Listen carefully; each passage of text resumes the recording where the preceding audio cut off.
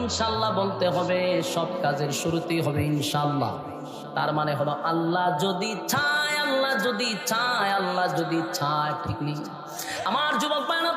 আল্লাহর হাবিব জিবরাইল কয়, হুজুর আমার কথা হলো নবীরা তো ভুলে না, আল্লাহ ভুলায়া দেয়। এটা হলো আমাদের আকীদা। এটা কি? সমস্ত নবীরা মাসুম, মাসুম, তাদের কোনো গুনাহ নাই। আবার নবীরা ইচ্ছাকৃত ভুল করে না, আল্লাহ তাদেরকে দিয়া ভুল করায়। ভুল না করাইলে উম্মত শিখবো কোথা থেকে? এই জন্য নবীদেরকে ভুলাইয়া দেয় উম্মতকে শেখানোর জন্য। নবী যদি ইনশাল্লাহ না বলতো, আমরা জীবনেও ইনশাল্লাহ বলতাম না। কথা কোন ঠিক নেই। এই জন্য ইনশাল্লাহ প্রতিটা কাজে বলা দরকার। আল্লাহ কয়, বন্ধু আপনার এই কথাটাই শুধু আমার কাছে অপছন্দ হয়েছে, কিন্তু বন্ধু আপনারে আমি ভুলি নাই, ভুলতে পারি না। কিন্তু নবী তো অভিমান, নবীর মনে কষ্ট। মক্কার মানুষ নবীরে দেখলে কয় মুহাম্মদের আল্লাহ মুহাম্মদকে ভুলে গেছে। আর নবী কাঁদছে কয়দিন? 15 দিন। 15 দিন কাঁদছে রে, 15 দিন কাঁদলো। আল্লাহ তার বন্ধুরে খুশি করার জন্য, আনন্দ দেওয়ার জন্য, বন্ধুর অভিমান ভাঙানোর জন্য সূরা দুহা নাজিল করছে। আল্লাহ বলেন, ওয়াজাদাকা আইলান ফাআগনা। আপনি গরিব ছিলেন, আপনাকে ধনী বানাইছি, ধনী বানাইছি। খাদিজার কোটি কোটি টাকার সম্পদ ছিল রে। আল্লাহর নবীর কাছে বিবাহ বসার পরে সব সম্পদ নবীর কদমে ঢেলে দিছে, সব সম্পদ ইসলামের জন্য ব্যয় করছে। সুবহান। আমার যুবক ভাইরা, এই সূরা দুহা থেকে আপনারা কি পাইলেন? আল্লাহ এই সূরা নাজিল করে একের পর এক নবীরে খুশি করলেন। ফাম্মাল ইয়াতীমা ফালা তাকহার। আপনি ইয়াতীম ছিলেন, তাই ইয়াতীমদের প্রতি আপনি কঠোর হইয়েন না। এই কথা শুধু নবীরে বলে না, কিয়ামত পর্যন্ত উম্মতি মুহাম্মদীর আল্লাহ বলছে, এই ইয়াতীমদের প্রতি কঠোর হইও না। তোমার সন্তান, তোমার স্ত্রী নিয়া সুখে শান্তিতে ঘরে থাকো, 3 বেলা খাবার খাও। যার বাবা নাই, যার মা নাই, একটা বার চিন্তা করে দেখো, এই সন্তানটা দুঃখের কথা, সুখের কথা কার কাছে বলবে? কার কাছে বলবে? মা নাই। এতিম বাচ্চাদের প্রতি কঠোর হওয়া যাবে না। তাদের মাথায় হাত বুলাইয়া দিবেন, তাদেরকে আপনারা সম্মান করবেন, এদের মহব্বত করবেন, ভালোবাসবেন। রাজি আছি? কথা হয় না? আমি তো স্বাভাবিক কথা বলতেছি। যদি আমি স্কেল বাড়াই, তাহলে মাইকের অবস্থা কি? আমার এটা বলেন আপনি, আমি আপনার লেগে তেলাওয়াত করলাম না। এরকম একটা প্রোগ্রাম বাংলাদেশের উল্লেখযোগ্য লোকেরা, আপনার একটু সাউন্ড সিস্টেমটা দেখার দরকার ছিল। পুরা মাহফিলটারে ধ্বংস করছে নাই কোশ্চেন। আর শীষ দিয়ে না, আমার দরকার বলে যেমনি আছে কোনো রকম শ্রোতারা সঙ্গে চলবে, নয়েজ বাড়ায়েন না। তো কোরআন এটা অনেক লোড, ওজন। আল্লাহর রাসূলের উপর আল্লাহ নাজিল করছে। তো রাসূলের শরীরে কি অর্থ? তাপ উঠে যেত, রাসূল কাঁপত, তাপ উঠে যেত। যেমন হেরা পর্বতে যখন কোরআন নাজিল হয়, তখন আল্লাহ রাসূলের শরীরে তাপ উঠে গেছে। উনি কম্বল দিয়া তারপরে জড়ায় ঘুমাইছে, কারণ এতটা অবস্থা খারাপ ছিল। আল্লাহ রাসূল এমনটাও বলছে যে আমি মনে হয় আর বাঁচব না। আম্মা জান খাদিজা ওনাকে সান্ত্বনা দিছে। রাসূল চাদর আবৃত অবস্থায় শুয়ে আছে। তো জিবরাইল একদিন আইসা সূরা মুজাম্মিল নিয়ে আসছে, এসে বলতেছে, ইয়া আইয়ুহাল মুজাম্মিল, হে চাদর আবৃতওয়ালা। আল্লাহ কিন্তু ইয়া মুহাম্মদ বলে কোরআনের কোথাও ডাক দিছে না। নবীর নাম ধইরা আল্লাহ কোরআনের কোথাও ডাক দেয় নাই। দেন দেন সুবহানাল্লাহ আসেনি? আছে? কোন সুবহানাল্লাহ দেখলে কোন? আমার কেরাইছে তামসা দেখতেন। সুবহানাল্লাহটা কোন জায়গা বলতিব ওটা বলেন? শিখেন, এগুলো শিখেন, খালি নাচানাচিত না, একটু শিখার চেষ্টা করেন। রাসূল সাল্লাল্লাহু আলাইহি সাল্লামের কাছে যখন কোরআন নাজিল হয়েছে, তো আল্লাহ কোরআনের এই যতগুলো আয়াত আছে, যতগুলো সূরা আছে, আপনি তালাশ করে দেখেন, কোথাও নবীর নাম ধরে আল্লাহ ডাক দিছে না। মানে বন্ধুরে উফাদি বলে ডাক দিচ্ছে, কিন্তু নাম ধরে ডাক দিছে না।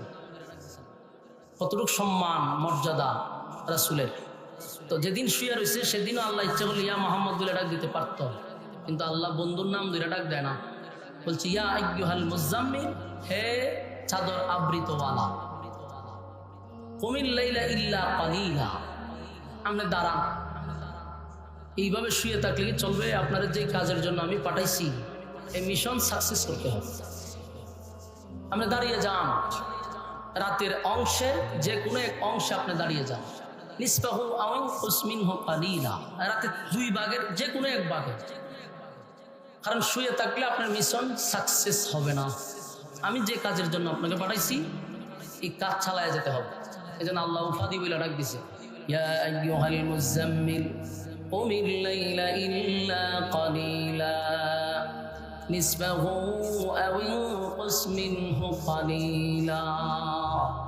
ইয়া আইয়ুহাল মুযাম্মিল, হে চাদর আবৃতওয়ালা। রাসূলকে আল্লাহ উফাদি বইলা বইলা ডাক দিছে। যখনই ডাকার মন চাইছে আল্লাহ ইয়াসিন বলে ডাক দিছে, তাহা বলে ডাক দিছে, হ্যাঁ ইয়া আইয়ুহাল মুদ্দাসসির বলে ডাক দিছে, কিন্তু ইয়া মুহাম্মদ বলে ডাক দেয় নাই। তাহলে রাসূলের প্রতি আল্লাহ এটা আলাদা একটা মহাব্বত, বন্ধুর প্রতি বন্ধুর একটা আলাদা মহাব্বত, নাম ধরে ডাক দিছে না। এখন দেখেন রাসূল সাল্লাল্লাহু আলাইহি সাল্লাম শুয়ে আছে, আল্লাহ বলতেছেন আপনি উঠুন, রাতের শেষ অংশে দাঁড়িয়ে যান। দাঁড়িয়ে কি করেন? ওয়ারাত্তিলিল কুরআনা তারতিলা, রাতের শেষ অংশে আপনি দাঁড়িয়ে ওয়ারাত্তিলিল কুরআনা তারতিলা, আপনি তারতিলের সাথে কোরআন তেলাওয়াত করেন। বন্ধুরে সান্ত্বনা দিতেছে, দাঁড়িয়ে যান, দাঁড়িয়ে কোরআন তেলাওয়াত করেন। তো এই যে কোরআন নাজিল হয়, রাসূল কাঁপনি শুরু করেন, রাসূলের শরীরে কম্পন সৃষ্টি হয়। এই জন্য আল্লাহ মাঝখানে কোরআন বন্ধ করে দিচ্ছে 15 দিন, কেউ কয় 40 দিন। কিন্তু এর অনেকগুলা ব্যাখ্যা আছে যে কেন কোরআন নাজিল করা বন্ধ করে। আরেকটা কারণ, আরেকটা উল্লেখযোগ্য কারণ হলো মক্কার মানুষ আল্লাহর রাসূলের সামনে এসে একদিন বসছে। কারণ তখন মক্কাতে লোক দল ছিল 3টা, দ্বিত্ববাদী, তিত্ববাদী, বহুবাদী। কেউ 2 খোদায় বিশ্বাস করে, কেউ 3 খোদায় বিশ্বাস করে, কেউ বহু খোদায় বিশ্বাস করে। তার রাসূল দাওয়াত দেয় একত্ববাদী খোদা। তো মক্কার মানুষ বলল আমরা জন্মের পর থেকে বাপ দাদার ধর্ম পালন করতেছি যেই জায়গায়, সেখানে তুমি আইসা একত্ববাদী এক খোদার দাওয়াত দাও, এটা আমরা মানতে পারি না। আমাদের খোদা আছে, বহু খোদা আছে, রিজার্ভ আছে খোদা, আমরা এই এক খোদা মানবো কেন? তোমার খোদার সংখ্যা কম, আমাদের খোদার সংখ্যা বেশি। যুক্তি দেখছেন? আপনারা আমার ওয়াজ বুঝুননি, মাত বুঝেন। আমি আপনারা সামনে বসছি, আপনারা কি নিয়োগ করছেন যে কোনো কথাবার্তা আপনারা কইতে না হন? অনেক খুব ভালো মানুষ হয়ে গেছেন আপনারা, অন্তত ওকে হা নাটা কইেন, হা না কইেন। কতক্ষণ চিল্লাইছে এরা, আপনারা তো কথাই বন্ধ করে লেছেন। তা আমি বুঝুন কেমনে যে আমার কথা বুঝতেছে? রাসূল সাল্লাল্লাহু আলাইহি সাল্লাম দাওয়াত দেয় খোদার,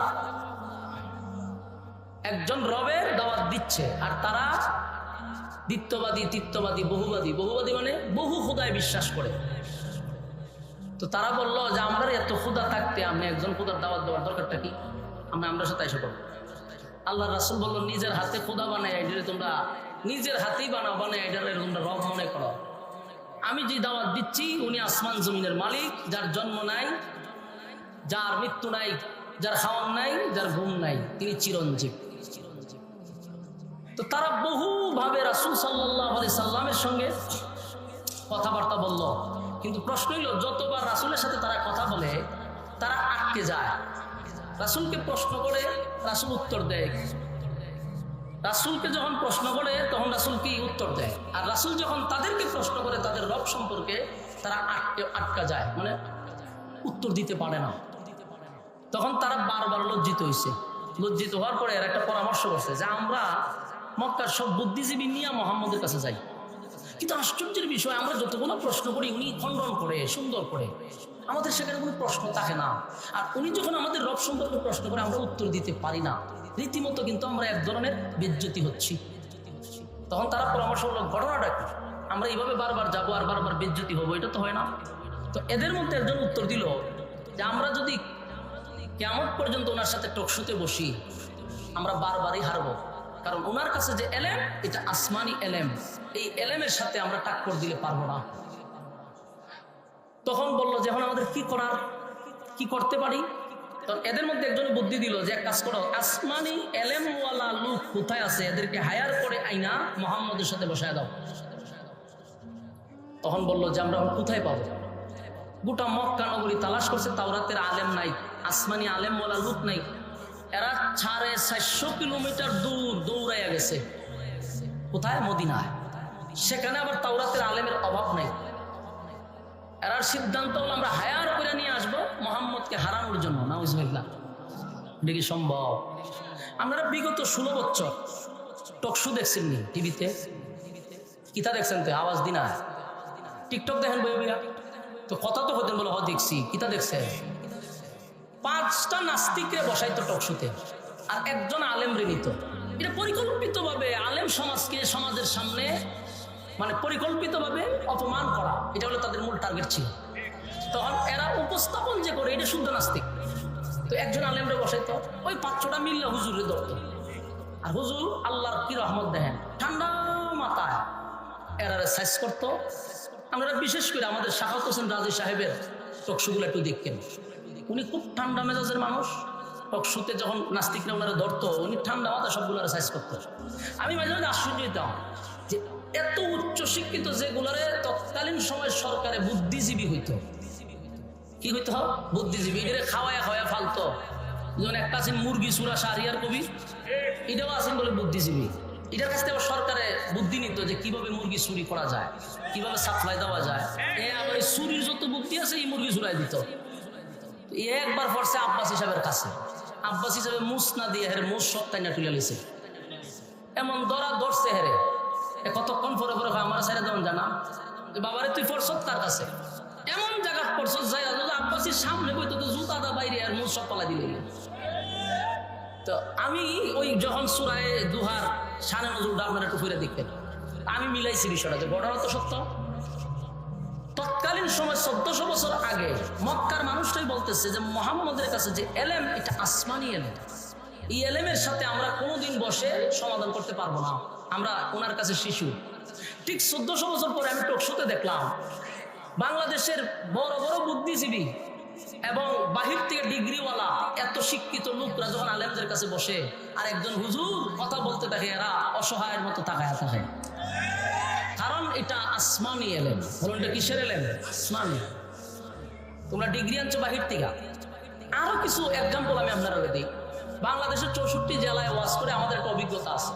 যেমন আমাদের আগে অনেক সময় প্রধান অতিথি রাখে, তো প্রধান অতিথি হয় কোনো দলের নেতা আর নাহলে কোনো সংসদ সদস্য। তো এরা দেয় 5 মিনিট বক্তব্য দিবার লেগে। তো হাজার হাজার মানুষ থাকে, মাইকটা লইয়া দাঁড়াইয়া প্রথম শুরুটা করে বিসমিল্লাহির রহমানির রহিম। ও বিসমিল্লাহ হইতে পারে না, বিসমিল্লাহ হয় নাউজুবিল্লাহ। কোরআন বিকৃত হয়ে বক্তব্য শুরু করে, মুখে লাগে টুটে লাগে, কথা গুছাইতে পারে না। শেষে পাবলিক মারতে হয় বন আর বয়ান করে আর বক্তব্য লাগতো না। মানুষ বিরক্ত হয় কথা শুনে, অথচ তার পিছনে ডিগ্রির অভাব নাই, সব বাহিরের ডিগ্রি, কিন্তু মানুষের সামনে কথাটুকু গুছাইয়া বলতে পারে না। আপনি একজন আলেম বসায় দেন লক্ষ লক্ষ মানুষের সামনে, ঘন্টার পর ঘন্টা কথা বলতেই থাকবে, টুডে আর জিব্বায় লাগবে না। এটা দুনিয়াবি আলেম নয়, এটা আসমান।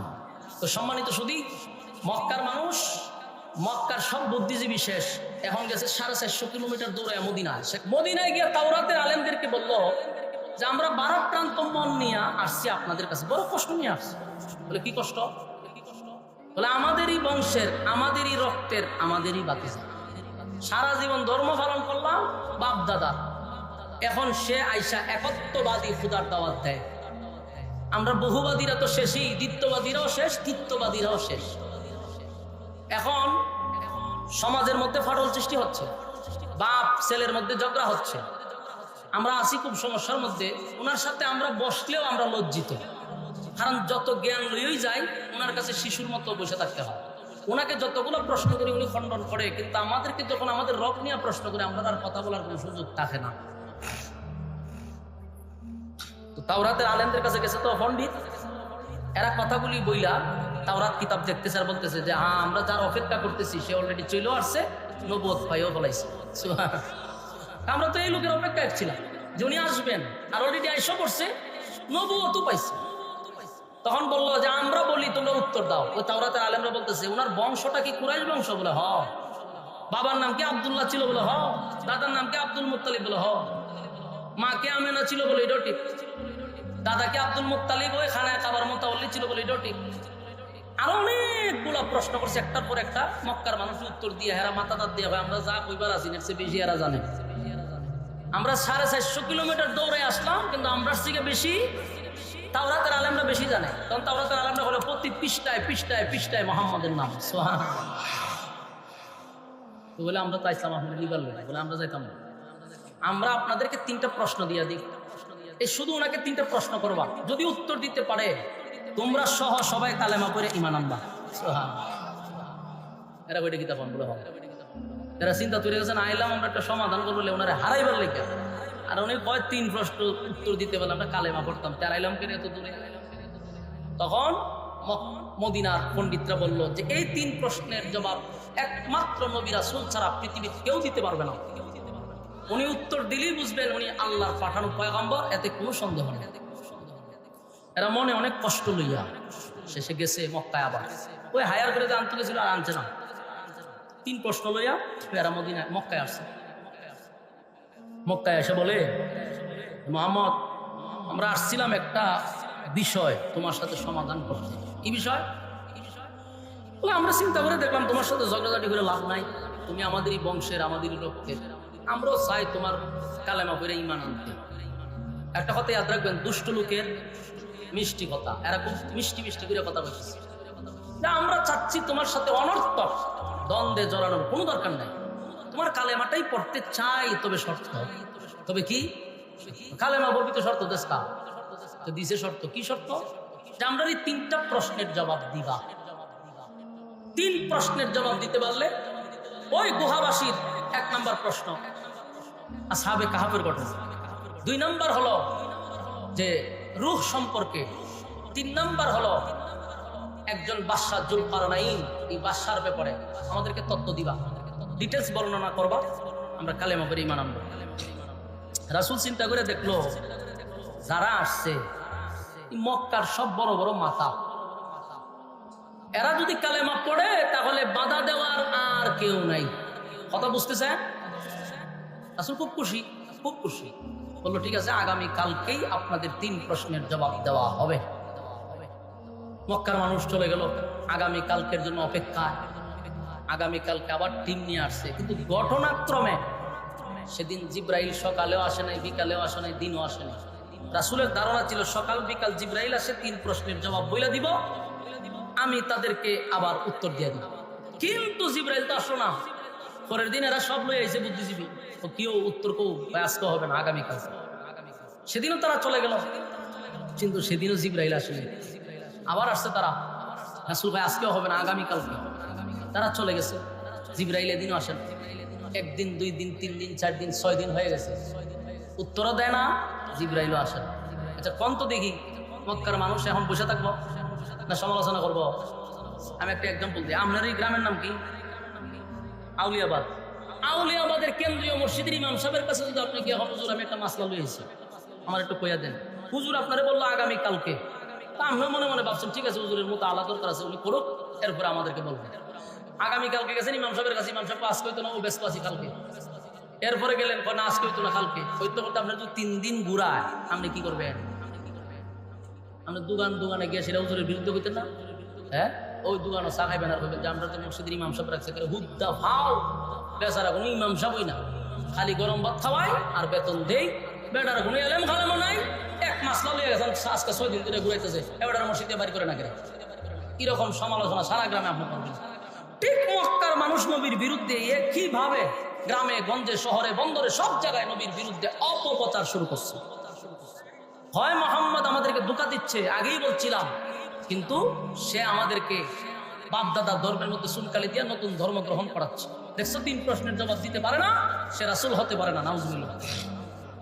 গাল মন্দ শুরু হয়েছে, 1 দিন নয়, 2 দিন নয়, 10 দিন, 12 দিন, 15 দিন। এইদিকে ধরে বাইন্দালেন পাও দেখছি নি আপনারা কিতা করেন, ধরে এনে বয় তোরা এরে দিয়ে ওয়াজ করো আধা ঘন্টা, কথা বলেন না আল্লাহর রাস্তায়, মনোযোগ দিয়ে শুনেন। আপনারা যদি ভূমিকাটা মনোযোগ দিয়ে না শুনেন, সামনের আলোচনাটা আপনারা বুঝতে কঠিন হবে। আপনারা স্বার্থেই কথা বলে আমার কোনো অসুবিধা আছে, আমি আমার ওয়াজ করে দিতে পারি, আমার ওয়াজটা তো বুঝতেই পারবো, এই জন্যই ডি করি। নাহলে হ্যাঁ কথা হয়, আমার সমস্যা কি? আমার চিন্তা হলে যে গরিব ভাই চাই আমি কোনো সময় খাটাই যাই, কিন্তু এটা তো ভাই কোনো সিস্টেম নেই। আমি এত দূর থেকে আমার কায়েম মোল্লা ভাই আনছি কেন? আপনারা যদি ওয়াজটা বাড়িতে না লয়ে যেতে পারেন, এরকম ওয়াজ করার কোনো দরকার নেই। ওয়াজ বাড়িতে লয়ে যেতে হবে। ওয়াজ শুরু করলাম কেন, শেষ করলাম কক্সবাজার ইজাত ওয়াজ আমি করি, ওয়াজ আমার বাড়িতে লয়ে যেতে হবে। এই জন্য আগে সানে নজরুলটা বুঝেন, সূরাটা কেন নাজিল হলো, নাজিলটা কেন সেটা বুঝলে এরপরে তর্জমায় গেলে আরো সহজ হবে, ঠিক না? মনোযোগ দিয়ে শুনুন। এখন ঘটনা কি, একদিন, 2 দিন, 15 দিন কোরআন নাজিল হয় না। আর মানুষ কি কয়, দেখছো মোহাম্মদের আল্লাহ মোহাম্মদকে ভুলে গেছিলাম। রাসূলের একজন চাচিয়া ছিল, নাম হলো উম্মে জামিলে, আবু লাহাবের বউ। এটা একটা বেয়াদব মহিলা। রাসূল ডায়া কয়, মোহাম্মদ তোমার কাছে একটা শয়তান আসতো, ওনার আসে না? নাউজুবিল্লাহ আসেনি? থাকলে কন্যা কেটে। এই মহিলা কত নাম্বারের বেয়াদব।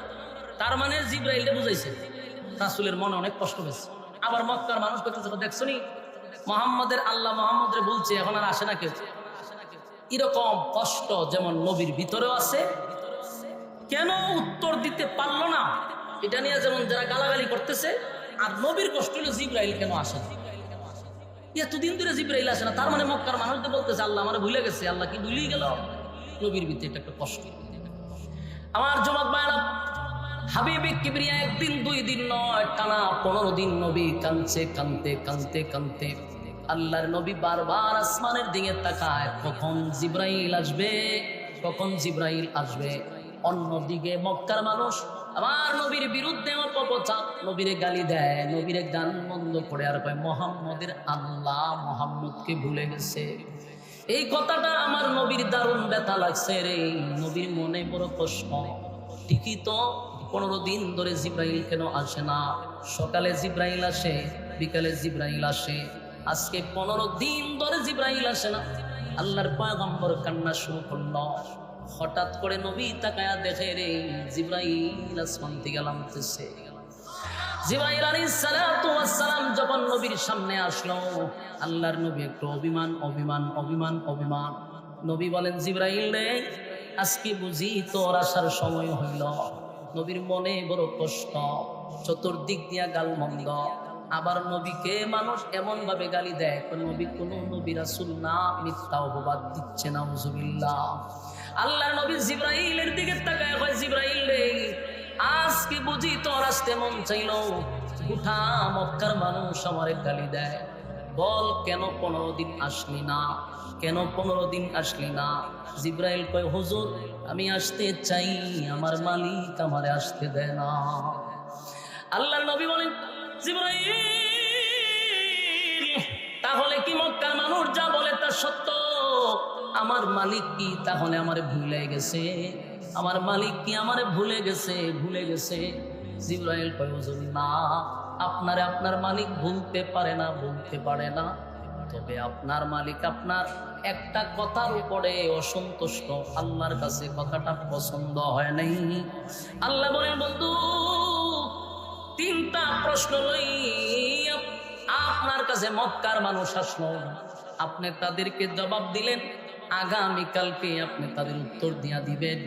এই কথাটা আমি আল্লাহর কাছে মোটেও পছন্দ হয় নাই।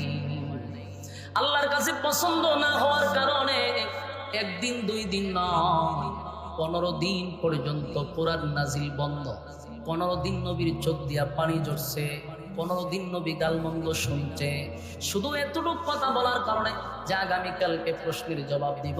মাঝখানে একটা কথা নবী বলে নাই, সেই কথাটা হলো ইনশাআল্লাহ। জোরে কোন কি? ইনশাআল্লাহ। ইনশাআল্লাহ না বলার কারণে 15 দিন আমার নবী কান্দ। যুবক ভাইরা, মুরব্বী বাবারা, এখান থেকে উম্মতের বড় শিক্ষা আছে, বড় শিক্ষা আছে। 15 দিন নবী কাঁদছে ইনশাআল্লাহ না বলার কারণে। আমরা যদি ইনশাআল্লাহ না বলি, তাহলে 15 দিন নবী যেমন কাঁদছে, যেমন কষ্ট পাইছে, এর থেকে বড় মুসিবত আসবে আমাদের উপরে।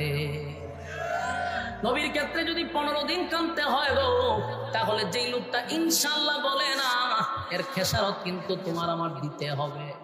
কারণ আমরা অনেক সময় বলি, টাঙ্গাইল থেকে আমি ঢাকা যাব, এই মাঝখানে একটা কথা বলতে হবে ইনশাআল্লাহ, কথা হয় না। পরে বাইরে একটা আওয়াজ দেন, কি বলতেই বল, মাঝখানে ইনশাআল্লাহ বলতে হবে। আপনি বললেন যে আমি ঢাকা যাব, তো ঢাকা যাবেন আপনি কেন যাবেন ইনশাআল্লাহ না বললে? এখন আসুন, ইনশাআল্লাহ শব্দের অর্থ জানা দরকার। ইনশাআল্লাহ শব্দের অর্থ হলো আল্লাহ যদি চায়। বলুন ইনশাআল্লাহ শব্দের অর্থ কি? আল্লাহ যদি চায়, তাহলে ঢাকা যাইবেন। আল্লাহ যদি না চায়, আপনি কেন যাবেন?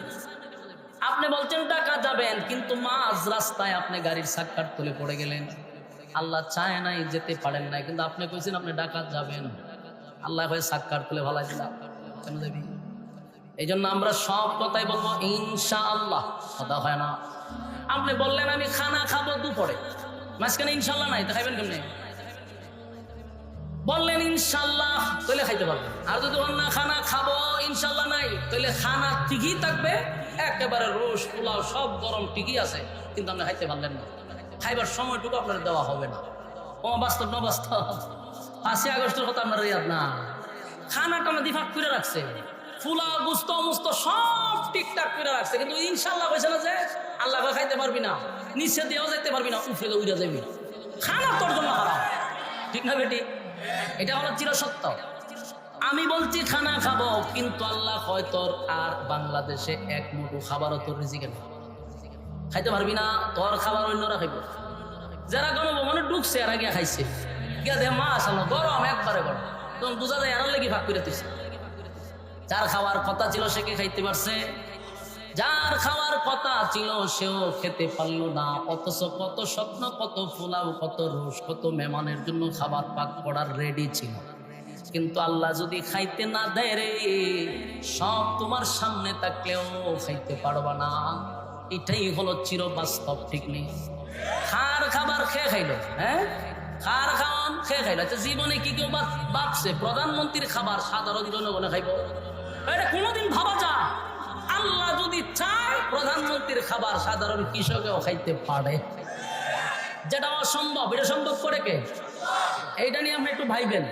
জীবনে কোনোদিন কল্পনাও করা যায় না যে ডক্টর ইউনূসের খাবার মনে করেন সাজায় রাখছে, আমি বক্তায় গিয়া খামো, এটা কল্পনা করা যায়? কিন্তু আল্লাহ যদি চায় তাহলে এরকমটা কইরা দেখাইতে পারে, কথা হয় না? শেখ হাসিনার খাবার আপনি খাইবেন, এদিকে আপনি ঘুমায় কল্পনা করছেন? স্বপ্নে দেখলো তো আপনার 3বার রাস্তা করলে ভর্তি হইব, ফুদি তুইব, এরপর আয়তের করছি ভর্তি হইব, আরো 5জন মৌলবীটা কেনানো শরীরে ফুদি তুইব, যে আপনি কেড়ে মনে মনে ভাবছেন, এটা আপনার অপরাধ, তাবিজ গলা ঝুলাই দেওয়ার দরকার আপনার, যে কেন আপনি ভাবলেন? কিন্তু অসম্ভবটাকে আল্লাহ সম্ভব করে দেখাইছে, যার জন্য খাবার রেডি, এরে আল্লাহ গারো ধরে উঠে দৌড়াই দিছে, আর নিচে দিয়া এক কৃষকরা খানা খায়, পোলা মানে খায়। এটা হলো ইনশাআল্লাহর গুণ। এটা কি ইনশাআল্লাহ খানা খাবো যদি কইতো, তাহলে আল্লাহ এক মডেলের খাওয়াই আর গরু ফেরত তুলবে, কথা হয় না? দি কিন্তু ইনশাআল্লাহ বলে নাই। আপনারাও সব কাজে আজকের পর থেকে কি বলবেন? হয়তো ইনশাআল্লাহ যে কইতো না, এরা আওয়াজই বোঝা যায়, এরা আল্লাহ কোন পদার্থ দিয়া বানাইছে আল্লাহ মাহবুব ভালো জানে।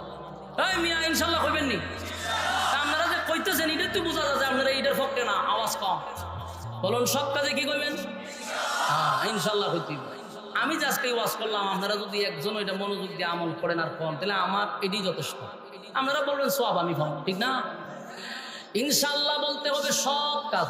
মাহফিল শেষ করে বাড়িতে যাবো, এখানে ইনশাআল্লাহ, আনালে গাড়ি সাক্কার তলে ভালো দিব আল্লাহ, হ্যাঁ বলবেন ইনশাআল্লাহ। সব কাজে কি ইনশাআল্লাহ বলতে হবে, ইনশাআল্লাহ বলতে হবে, সব কাজের শুরুতেই হবে ইনশাআল্লাহ। তার মানে হলো আল্লাহ যদি চায়, আল্লাহ যদি চায়, আল্লাহ যদি চায়, ঠিক নেই? আমার যুবক ভাইরা, আল্লাহর হাবিব জিবরাইল কয় হুজুর, আমার কথা হলো নবীরা তো ভুলে না, আল্লাহ ভুলায়া দেয়। এটা হলো আমাদের আকীদা। এটা কি সমস্ত নবীরা মাসুম, মাসুম, তাদের কোনো গুনাহ নাই। আবার নবীরা ইচ্ছাকৃত ভুল করে না, আল্লাহ তাদেরকে দিয়া ভুল করায়। ভুল না করাইলে উম্মত শিখবো কোথার থেকে? এই জন্য নবীদেরকে ভুলাইয়া দেয় উম্মতকে শেখানোর জন্য। নবী যদি ইনশাআল্লাহ না বলতো, আমরা জীবনেও ইনশাআল্লাহ বলতাম না, কথা কোন ঠিক না? এই জন্য ইনশাআল্লাহ প্রতিটা কাজে বলা দরকার। আল্লাহ কয় বন্ধু, আপনার এই কথাটাই শুধু আমার কাছে অপছন্দ হয়েছে, কিন্তু বন্ধু আপনারে আমি ভুলি নাই, ভুলতে পারি না। কিন্তু নবী তো অভিমান, নবীর মনে কষ্ট। মক্কার মানুষ নবীরে দেখলে কয় মুহাম্মদের আল্লাহ মুহাম্মদকে ভুলে গেছে। আর নবী কাঁদছে কয়দিন? 15 দিন। 15 দিন কাঁদছে রে, 15 দিন কাঁদলো। আল্লাহ তার বন্ধুরে খুশি করার জন্য, আনন্দ দেওয়ার জন্য, বন্ধুর অভিমান ভাঙানোর জন্য সূরা দোহা নাজিল করছে।